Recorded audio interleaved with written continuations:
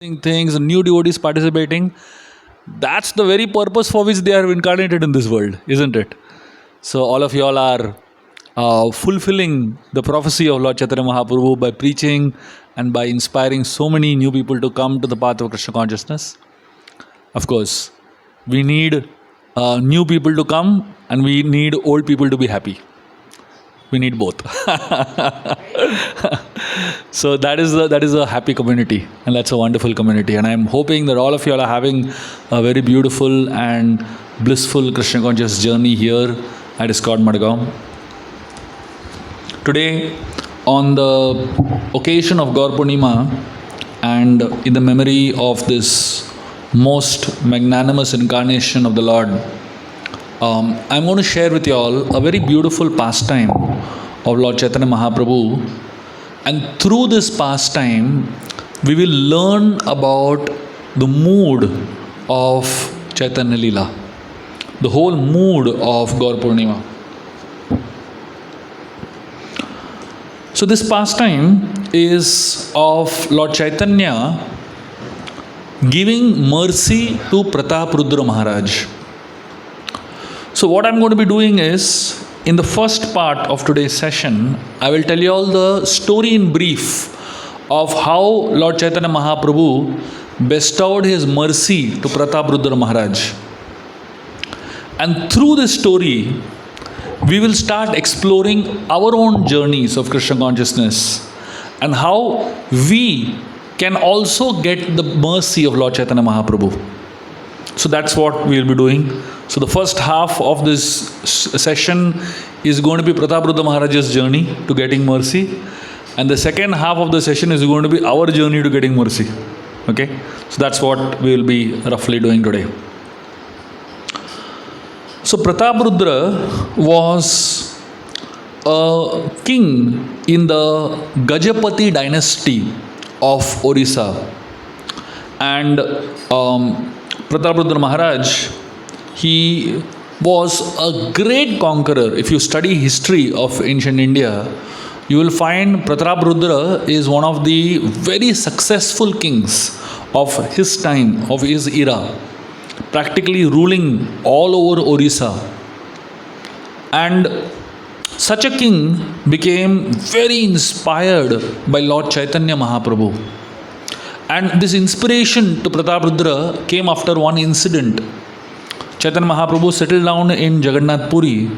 For the last 18 years of his life, Mahaprabhu lived in Puri. And practically, he didn't move out of Puri for the last 18 years. And naturally, at that time, Prataprudra Maharaj came to know about Lord Chaitanya. And on one particular day, he made a mistake by doubting Lord Chaitanya. He saw that Lord Chaitanya Mahaprabhu was rolling on the ground in ecstasy. He didn't understand what ecstasy was at that time. He just saw him rolling on the ground like a madman, crying tears, weeping and crying and howling. Prataprudra Maharaj thought that this doesn't seem to be normal for a sannyasi to do. I mean, mundane people, when they try to understand this word ecstasy and try to understand Lord Chaitanya's life and teachings, they don't get it. Like, for example, there was one scholar who had written many books on Lord Chaitanya Mahaprabhu. In fact, he had done a PhD on Lord Chaitanya. And I happened to be speaking to him. And you know what he tells me?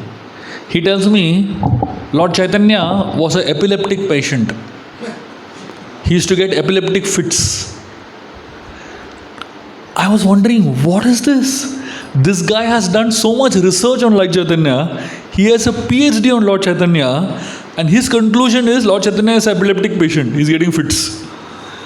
So for mundane person, studies the divine pastimes, they naturally will not understand. So Prataprudra Maharaj saw Lord Chaitanya from a mundane perspective, and obviously he misunderstood. That night, he got a dream. And in his dream, he saw Jagannath crying and rolling on the ground and covered with dust. The same thing what he saw Lord Chaitanya, do, he saw Lord Jagannath do. And suddenly he saw on the altar of Lord Jagannath, Jagannath disappears, and in place of Jagannath, Chaitanya Mahaprabhu is sitting. And then somebody's phone. And then suddenly Lord Chaitanya Mahaprabhu disappears and Jagannath comes there. That's when he understands there is no difference between Lord Chaitanya and Jagannath. The next day onwards, Prataprudra Maharaj went to Sarva Bhattacharya and started begging Sarva Bhattacharya for an audience with Lord Chaitanya. Prataprudra Maharaj told Sarva Bhattacharya. Sarva Bhattacharya was the guru of Prataprudra Maharaj. He was the guru of the whole of Odisha at that point in time. He was the guru of the king. So Prataprudra Maharaj went to his guru and told him, please give me one glance, one audience with Lord Chaitanya Mahaprabhu. So Sarva Bhattacharya went to Lord Chaitanya and requested him, the king wants to meet you. Lord Chaitanya said, no. Vishayi. The king is a Vishayi, he is a materialistic person. A sannyasi will never associate with the materialistic person, so I don't even want to see him. One day, Prataprudra Maharaj came to Puri with Ramananda Rai and other ministers. Ramananda Rai knew of Prataprudra Maharaj's desire to meet Mahaprabhu. So Ramananda Rai, he wanted to go and organize this meeting. So he went to Mahaprabhu and told him, now Ramananda Rai is not an ordinary person. He is practically one of the closest associates of Lord Chaitanya. He in his Krishna Lila, he is Vishakha, one of the gopis, foremost of gopis. So Ramananda Rai goes to Lord Chaitanya Mahaprabhu and tells that Prataprudra Maharaj, he is so magnanimous that when he came to know that I want to serve you, he has given me leave from the job. So Ramananda Rai was a governor of Madras. So imagine, he was one of the very, very important people for Prataprudra Maharaj's kingdom. But when Prataprudra Maharaj came to know Ramananda Rai wants to serve Lord Chaitanya, he gave him full leave and full pay. You don't have to work, but I'll give you full salary. Will you ever find an employer doing that to his employee? Don't work at all, but I'll give you full salary. Go and do seva to Lord Chaitanya. So Ramananda Rai said, this is Prataprudra Maharaj.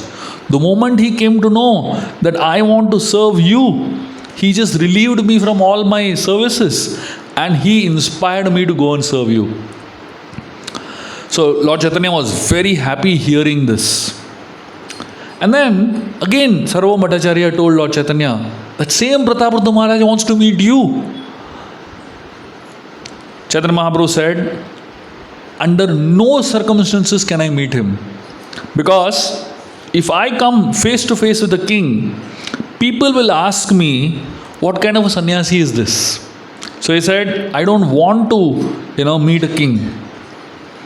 So when Prataprudra Maharaj heard this, his heart was broken. He said, if my being a king is an impediment in my seeing and having darshan of the Lord, I want to give up my kingdom. I want to give up my kingship and I want to become a beggar. I will become a beggar in the streets so that at least Lord Chaitanya's glance will fall upon me. So Prataprudra Maharaj's heart was really breaking. And then Sarva Bhattacharya, he kept thinking of ways in which he can somehow make Lord Chaitanya meet Prataprudra Maharaj at least once. So one day, he told the king that the Supreme Lord Chaitanya Mahaprabhu will come for Rath Yatra festival. And in the Rath Yatra festival, you will get a chance to be alone with Lord Chaitanya. When you get a chance to be alone with Lord Chaitanya, at that time, you should recite the Rasa Pancha Adhyaya, the 5 chapters around the Rasa Leela. And specifically among that, you should recite the Gopi Gita. And when he is in a trance, when Lord Chaitanya is in a trance hearing Gopi Gita, he will surely be merciful on you. So like this, Sarva Bhattacharya kept encouraging the king. So then Lord Chaitanya Mahaprabhu, he went for, South Indian Yatra and then he comes back to participate in the Rath Yatra celebrations. And while participating in the Rath Yatra, just before the Rath Yatra celebrations, one more time, Nityananda Prabhu this time tries to make Lord Chaitanya meet Prataprudra Maharaj. Nityananda Prabhu glorifies Prataprudra Maharaj like anything. And then he tells Lord Chaitanya, can you please meet Prataprudra?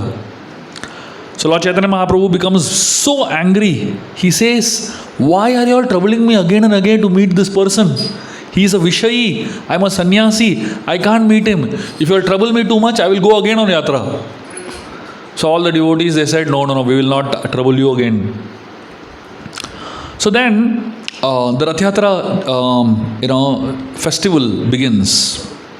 And during the Rath Yatra festival, it is explained that Prataprudra Maharaj is performing the brooming of before Jagannath's cart.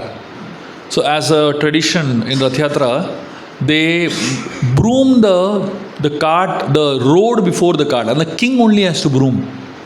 So the explanation that is the Acharyas give is that if the highest person in the kingdom is a sweeper in front of Jagannath, then what to speak of other people? So everyone is a servant of Jagannath. That's what the king is trying to inspire people with. So that time Prataprudra Maharaj is brooming the chariot, the road in front of the chariot, and Lord Chaitanya sees this. And he feels very happy seeing that the king has come to this position of being a sweeper in front of Jagannath's cart. And at that time, Lord Chaitanya smiles. When Nityananda Prabhu was trying to inspire him, Chaitanya Mahaprabhu was acting very hard, very tough. But then eventually again, many people kept asking him. So Lord Chaitanya said, see, since you are asking so many times, I will not meet the king, but I'll meet his son. The son is as good as the father. So they brought this young boy, Prataprudra Maharaj's son, in front of Lord Chaitanya. And when Lord Chaitanya saw him, he looked very much like Krishna. Very sweet looking boy. And he had a darkish complexion. So Chaitanya Mahaprabhu went and hugged that boy thinking that he is Krishna.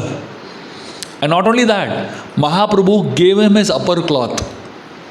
When the boy returned back to Prataprudra Maharaj, he became so happy. I am so unfortunate, the Lord doesn't even want to look at me. But my son is so fortunate that the Lord hugged him. And he hugs his own son. And he feels so much ecstasy touching the cloth of Lord Chaitanya, touching the body of his son whom Lord Chaitanya had hugged. So like this, slowly, Mahaprabhu's feelings towards Prataprudra starts changing and he starts becoming a little more merciful. So at one point in time, during the Rath Yatra festival, Lord Chaitanya Mahaprabhu started dancing. And it is said that when Lord Chaitanya dances, it is madness. Everyone stops dancing, singing. Everybody just mesmerized looking at Lord Chaitanya's beautiful form dancing in front of Lord Jagannath. It is actually Radharani dancing in front of Krishna for the pleasure of Krishna. In that mood, Lord Chaitanya is dancing. And while all the devotees were ecstatically looking at Lord Chaitanya's dance, Prataprudra Maharaj was in that crowd. He was also trying to look at Lord Chaitanya's dance. But there was a devotee of the Lord named Shrivas who was standing right in front of Prataprudra Maharaj. And he was completely absorbed in having darshan of the Lord and participating in the singing and kirtan. Prataprudra Maharaj's minister, whose name was Harichandan, he was standing next to Prataprudra Maharaj and he saw this Srivas Thakur is blocking his way. And he kept pushing Srivas Thakur, saying that, please move, king is looking. At some point, Srivas Thakur got so upset, he turned around, gave him one tight slap to Harichandan. And this Harichandan, man, minister of the king, and devotee gave him one tight slap. Harichandan didn't know what to do. Prataprudra Maharaj said, you are so fortunate. A devotee slapped you. Of course, look at the mood of the king. Will you ever think like that? Devotee slapped me. I am so fortunate. Well, if somebody slaps you, you never think that's a devotee or not devotee. You go and end up slapping them, right? But Pratapada Maharaj's thinking was so evolved and exalted. He was seeing even the slap of a devotee to be the mercy of the devotee. So slowly, Mahaprabhu, when he saw different aspects of Pratapada Maharaj, he started developing different levels of love towards Pratapada Maharaj. He started developing appreciation towards Pratapada Maharaj. Though he is a Vishayi, though he is supposed to be a king with so much opulence, yet he has the heart of a devotee. And then Mahaprabhu eventually comes to a point where he is dancing in ecstasy, and then the Jagannath cart reaches a place which is between Jagannath temple and Gundicha. And when the cart of Jagannath reaches halfway, and there's a place called Balagadi, and when the Jagannath's cart reaches that Balagandi place, at that time Jagannath stops there, and people from all walks of life, whether you are rich or poor, whether you are an atheist or a non-devotee or a great devotee or a scholar, all types of people from all levels of society can come and directly offer Jagannath Bhoga. So hundreds and thousands of people come preparing Bhoga for that particular part of the Rath Yatra. And Lord Chaitanya knows that Jagannath is going to be standing here eating all the prasad for a long period of time. So Lord Chaitanya goes to a garden to take some rest. Now they have been dancing for hours and hours and hours now. And now obviously, Lord Chaitanya Mahaprabhu feels exhausted. At that time, Sarvabhauma Bhattacharya pushes Pratapada Maharaj and tells him, go in now. So Lord Chaitanya, Pratapada Maharaj, he removes his Rajavesh, the clothes of a king, and dresses up like an ordinary common man. And he goes to the place where Lord Chaitanya is resting. And he begins to massage the feet of Lord Chaitanya. And while massaging the feet of Lord Chaitanya, Pratapada Maharaj begins to sing the Gopi Gita. Jayati Tedikam Janmana Vraja Shrayata Indira Shashwadatrahi Daita Drishyatam Dikshutavakas Tvaidrita Shavas Tvam Vichinvate. So as Pratapada Maharaj was reciting the Gopi Geet, the Gopi Geet is the highest point of the Srimad Bhagavatam, where the gopis are reciting prayers for the pleasure of Krishna during the Rasa dance.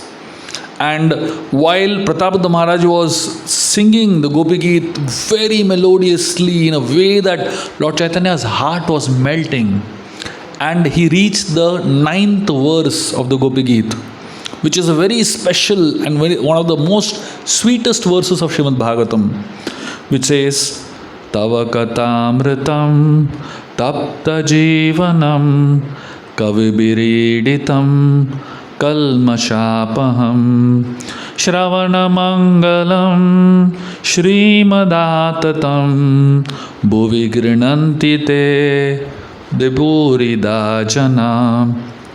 When Pratapada Maharaj sang this part of the Gopi Geet, Lord Chaitanya Mahaprabhu, he became ecstatic and in great ecstasy, and he didn't know how to reciprocate with this person who is reminding him of the highest experience of love that Radha had towards Krishna. This is Lord Chaitanya is not different from Radharani, and the memory of this particular pastime comes flooding into Lord Chaitanya's mind. And at that point in time, Lord Chaitanya Mahaprabhu, he catches hold of Pratapada Maharaj and embraces him and gives him his full mercy. Sarvabhauma Bhattacharya and all the devotees, when they look at Lord Chaitanya embracing Pratapada Maharaj and crying tears while embracing Pratapadrudra, they feel so satisfied that here is a devotee who has achieved the full mercy of the Lord.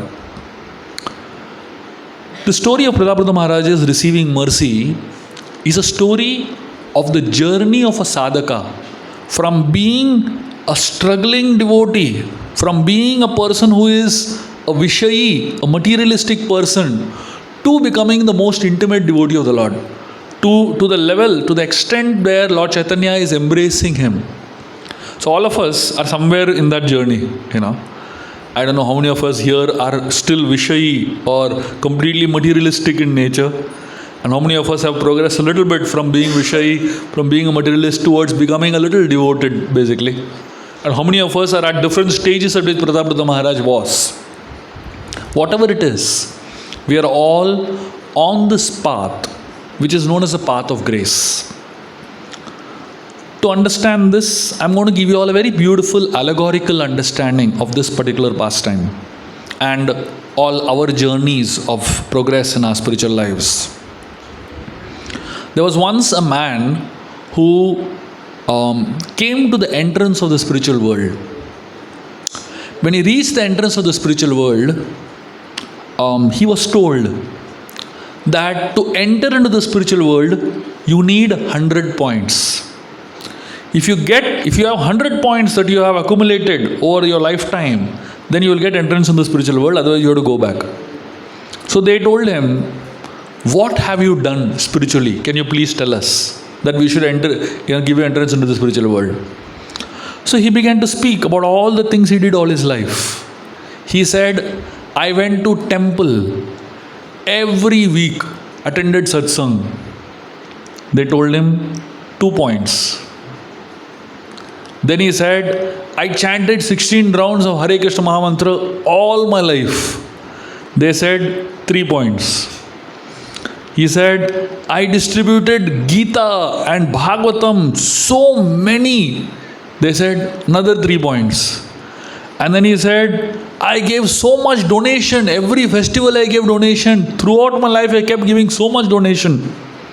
They said another 3 points. And then he said, I was a very responsible person all my life. I took care of my family. I did everything, all my duties very well. They said 2 points. Now this guy was at the end of his wits. He said, he counted all the points that he accumulated so far. It came to some 14-15 points. After doing so much, practically everything he has done, he said, at this rate, I will never be able to enter the spiritual world. I will need grace of the Lord to enter the spiritual world. Otherwise, there is no chance I can get 85 points on my own efforts. And at that point, they told him, welcome into the spiritual world. And that's when he understood that only 15 points is his effort. But 85 points is pure grace marks. All of us, in one sense, are like this man, trying to enter the spiritual world. But our efforts are not great. In fact, the 14-15 points that this man got also we may not get. Because the quality of our effort is really pathetic. Just imagine, what is the quality of our chanting? One time, one devotee was traveling in a train with a group of devotees. And I don't know how many of you all know Nityananda Prabhu from our Chopati temple. Very thin brahmachari, very, very thin. So he was chanting in a railway coach, And early morning, chanting intensely japa, And one man, not devotee, he was sitting in that compartment. He was observing him. He observed him for 1-2 hours. And then he tapped one devotee and he asked him, why is he struggling so much? Because this, Nityananda was closing his eyes, was shaking his head like this, and he was shaking his whole body somehow trying to stay awake, and trying to chant. And this fellow, he saw there was too much struggle here. And this devotee said, actually, we say chant and be happy. But this guy doesn't seem to be happy, He's chanting, but so this devotee said, actually chant and be happy is our advertisement. Actually it is chant, struggle and be happy. So right now what you're seeing is a struggle phase. He may not seem happy, but if he continues struggling, one day he'll be happy.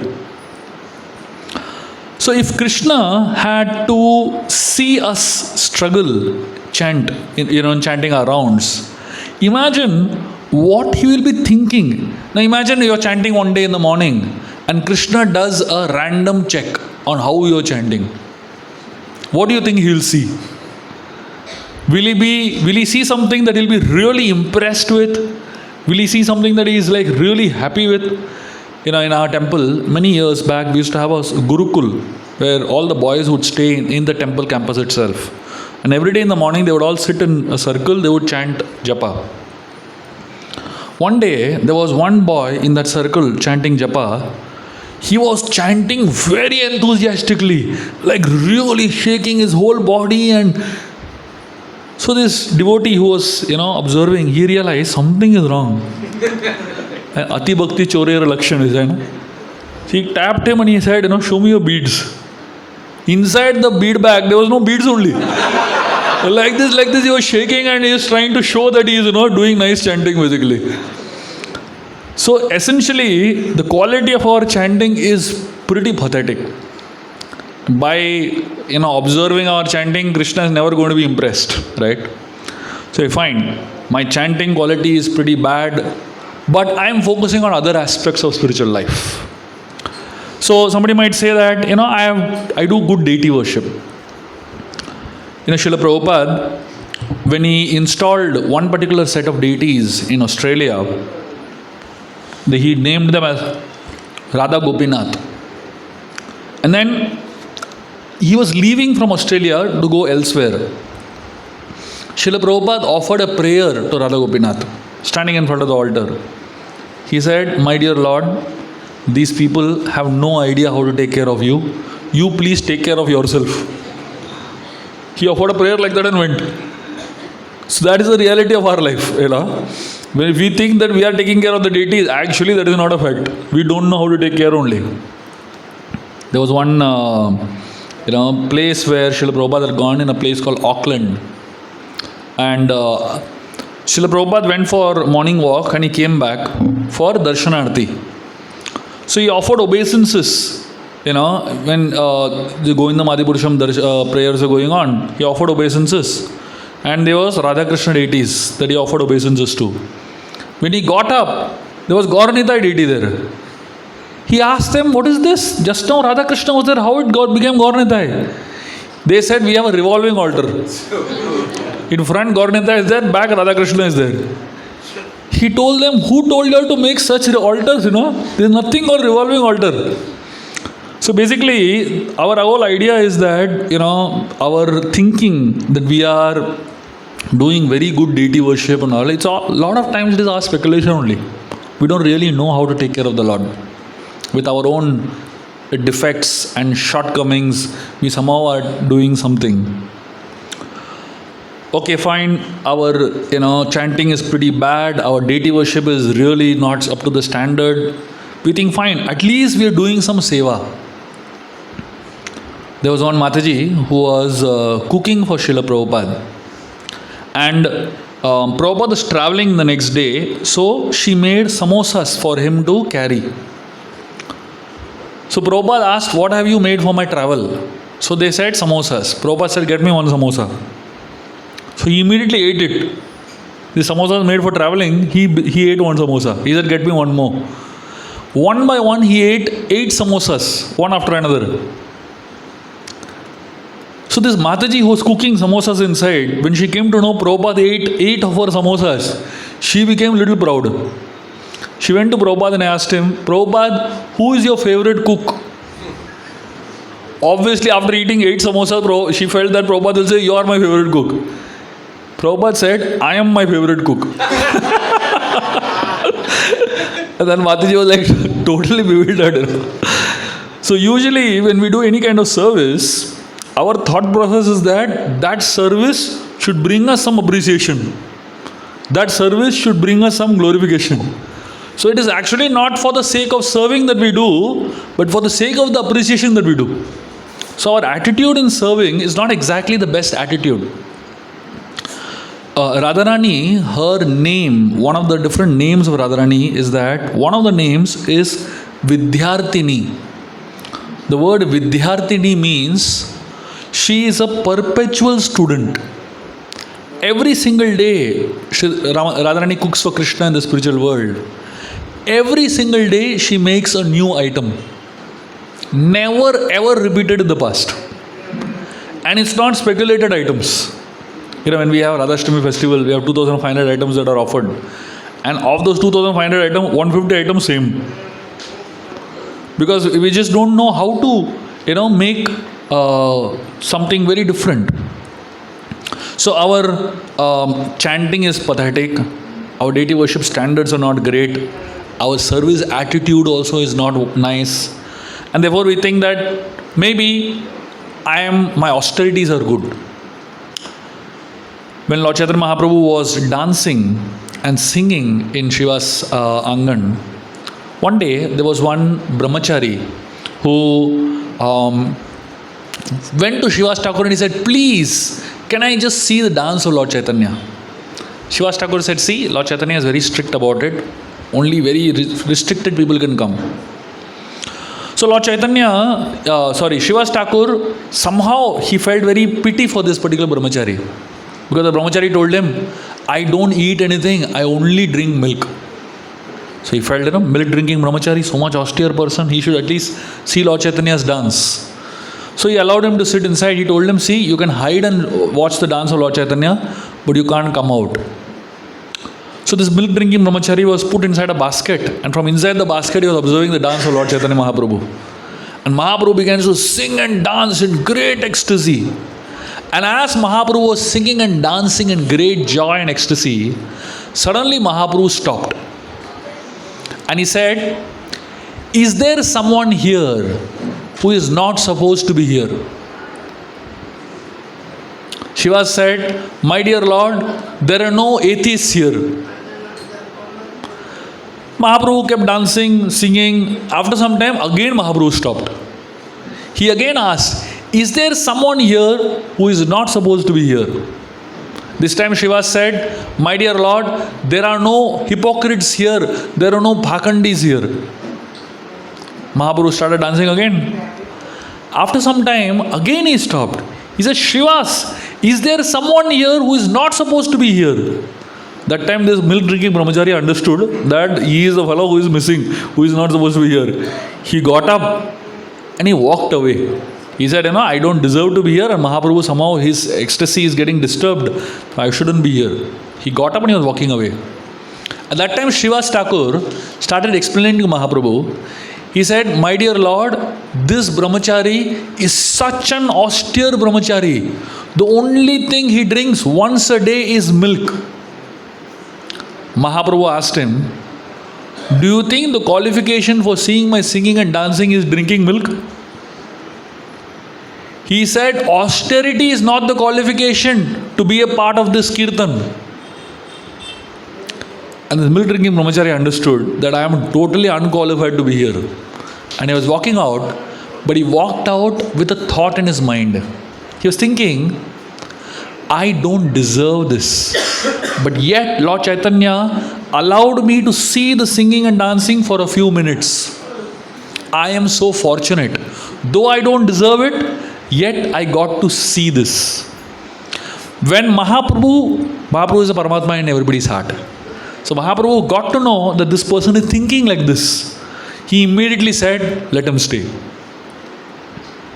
Why did Mahaprabhu say let him stay? Not because he is austere, but because he had the thought of gratitude. And that thought helped Mahaprabhu change his decision. When we practice austerities, the type of austerities we practice is not exactly in the right consciousness and right mood. In our temple in Chowpatty, there was one brahmachari who took a vow of not eating any fried items. 2 years, he didn't eat one single fried item. Very strictly followed the vow. After 2 years, he broke the vow. First day, he ate 36 batata vadas. From one extreme to another extreme, So the way our whole idea of vows is, and austerity is, we are all in extreme only, basically. Not exactly in the right consciousness while following our vows. So we think that our chanting is bad, our deity worship is really not up to standard, our austerities are not great, our service attitude is not so good. So we think, okay, fine, at least I'm using my intelligence to study scriptures and understand knowledge. Knowledge can make us proud, isn't it? Newton, when he invented this theory known as calculus, he got the idea, the name calculus, because he was standing in front of the ocean and saw the whole ocean, and he saw unlimited shells and pebbles coming out from that ocean. And in front of that vast ocean, he felt insignificant. The word calculus means the one who is humbled. So knowledge has to actually make us humble. And in fact, the way the Bhagavatam is designed, it is to make us humble only. We study the Bhagavatam and study so many sections of the Bhagavatam, you can't understand anything out of it using intelligence. Imagine Bhagavatam's description of Jambudvip. Jambudvip is considered to be a very fantastic place. And the description that the Bhagavatam gives is that the Jambudvip is a place which has trees that are 3,000 feet tall. Now imagine 3,000 feet. Can you even think of something that is 3,000 feet? And not only that, those trees have fruits that are size of elephants.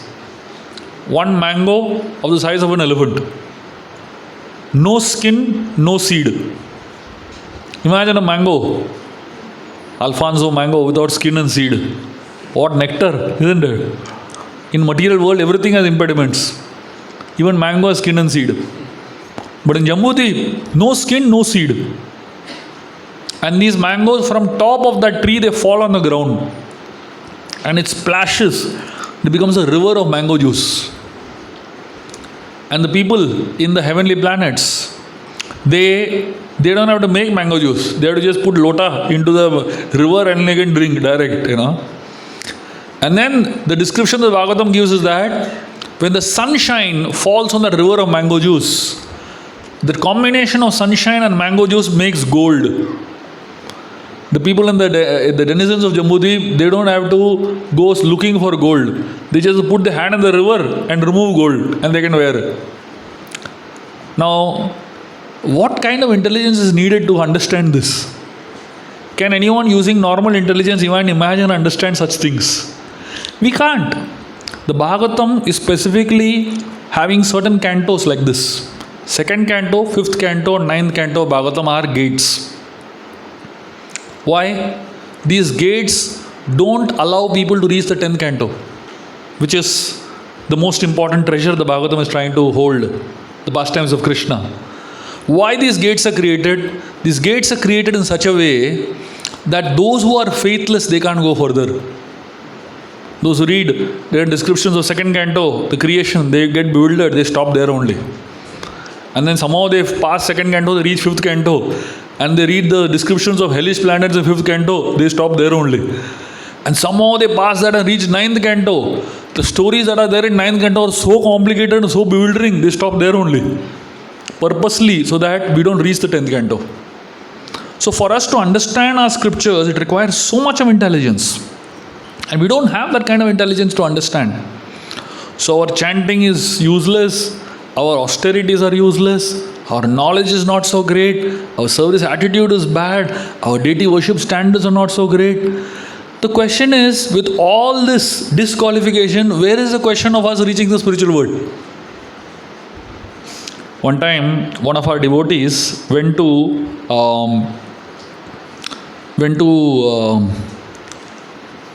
apply for a US visa. Applying for US visa is as good as going back to the spiritual world nowadays. So this devotee, he was standing in the line to apply for US visa, and in that line there was one lady standing with a little child before him, and this baby was crying like crazy. These small children, they have amplifier fitted over here, Once they start, the whole hall becomes completely silent. Nobody can hear anybody. I am speaking with such a big speaker and all, they can't hear me. They will only hear the baby cry. So this baby was wailing like crazy. Everyone was getting disturbed. So that visa officer called her in the front. He said, "You come ahead." So she bypassed the whole line and went right in the front, with this baby crying and her documents in one hand. And then she gave the document, the whole document fell on that fellow only. All papers fell on him, And the visa officer is collecting all the documents. And then he got so hassled, he just stamped it, he said, "Visa granted, go." She walked away, 4 documents were missing, yet she got US visa. And the fellow after her went with suit and tie and very well dressed, all documents perfectly in place. Visa rejected. And this devotee was thinking, after looking at this, he realized this is exactly our position. We are all trying to apply for visa to the spiritual world. We all want to go to the spiritual world, right? And we are all carrying all the documents that are needed. 16 rounds of Hare Krishna Mahamantra, 1 document. 4 regulative principles, 2nd document. Attending Mangalarti, morning program and all, 3rd document. Prabhupada's book distribution, 4th document. Studying Prabhupada's book, 5th document. Doing seva, 6th document. Giving donation, 7th document. Following all, taking care of our family and doing responsibilities, 8th document. So we are collecting one after another, all documents in place. And then, of course, ISKCON is like the embassy of the spiritual world, Srila Prabhupada is our visa officer here. So we have all the documents in place. But in spite of having all the documents in place, don't think that you're going to get into the spiritual world. The qualification for getting into the spiritual world is taught to us by that baby, crying for mercy, crying helplessly. So when we chant the holy names of the Lord, that is the mood with which one should chant the Hare Krishna Mahamantra. The mood of a helpless baby calling out to its mother. So if we are chanting Hare Krishna Mahamantra, have you ever seen a baby cry the way we chant?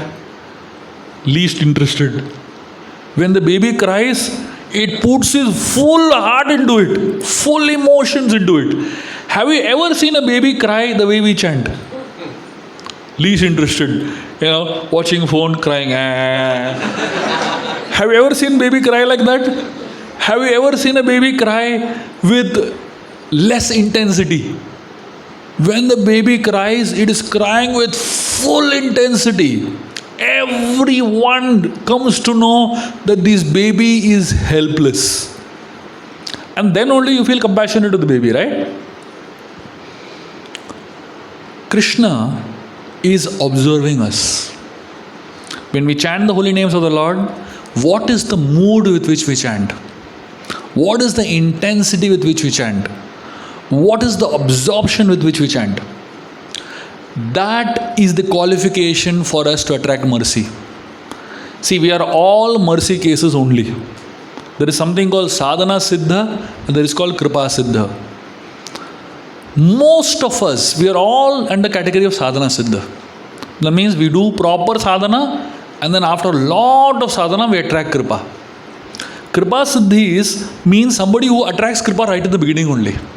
We are not there in that category. We are all sadhana siddha only. But for us to achieve perfection of sadhana, there has to be kripa. So we put our effort. We put our effort as if everything depends on us. But after we put our effort, then we beg for mercy as if everything depends on Him. And therefore, for us, understanding our disqualification, understanding our inabilities, and understanding our shortcomings, Lord Chaitanya Mahaprabhu has come into this world in the form of Mahavadanyaya, the most magnanimous and the most merciful incarnation. Prataparudra Maharaj had all the qualifications. He had all the documents in place. He was serving devotees. He was, speaking the right things. He was serving Jagannath. He was, sending his son. He was doing so many good things for society. He was personally so responsible. He was humble. He had all the qualifications that are needed to achieve the perfection of his life. But yet, Mahaprabhu did not give mercy so easily. He made him cry. He made him literally helpless. At some point, Pratapadra Maharaj became so helpless, he said, better I give up my kingship only if I'm not going to get the mercy of the Lord. He made him cry so much. But when Mahaprabhu saw that this person is very sincere and is crying helplessly like a child, begging for mercy, then finally Mahaprabhu said, let me give him mercy. So all of us, in one sense, our journey is like Pratapadra Maharaj's journey only. So let us all very intensely take shelter of Lord Chaitanya Mahaprabhu, and specifically through the Harinam Sankirtan process which Lord Chaitanya has brought to us in this world. The Hare Krishna Mahamantra is the most powerful form of taking shelter. Yesterday I was talking about what is the meaning of the Hare Krishna Mahamantra. The word Hare Krishna simply means I need help. When we're chanting Hare Krishna, we are only telling the Lord, my dear Lord, I need help. I need your mercy. I need your grace. That's all. So when we are chanting in that mood, in that consciousness, with that thought process, and with that form of helplessness, definitely we will get the mercy of the Lord, and we will get the grace of the Supreme Lord. We're all in the path of grace. So let us, on this most auspicious day of Gaur Purnima, the birthday boy is usually a little more merciful. And today is a good day to beg for his mercy, beg for his blessings, beg for his kindness on us, so that in spite of all the missing documents, in spite of all the shortcomings that we have, we will eventually achieve the mercy of the Lord. Now, for the next 5-10 minutes, we're going to do Kirtan.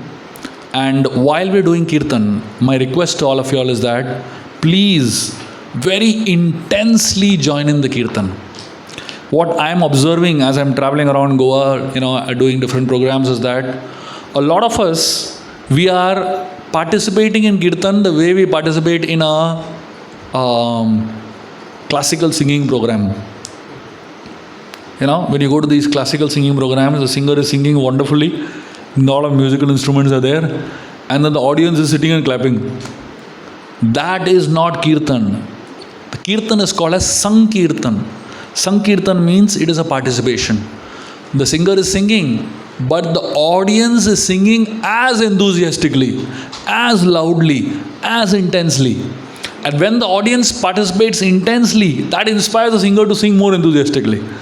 And that way, there is competition, there is transcendental competition to sing louder and more enthusiastically, so that more and more joy is felt by the Supreme Lord. So let us all now, for the next 10 minutes, very intensely absorb ourselves and chant the Hare Krishna Mahamantra and sing for the pleasure of Gaur Nitai and for the pleasure of Srila Prabhupada.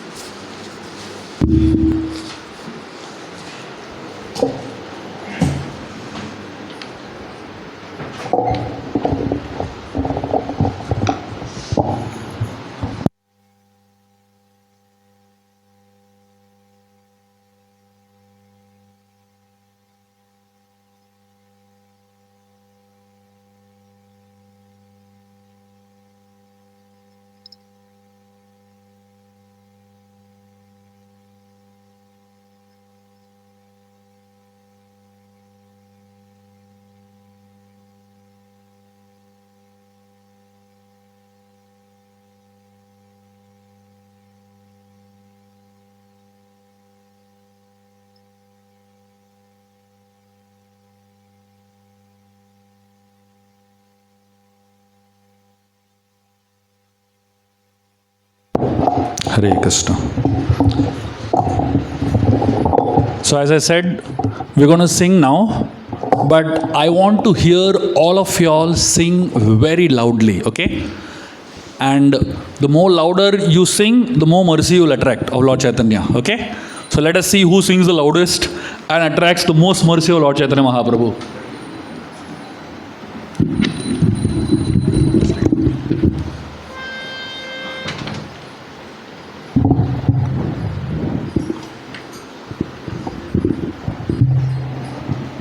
Shri Krishna Chaitanya Prabhu Nityananda Shri Gadadhara Shiva Sadi Gaur Bhakta Vrinda Hare Krishna,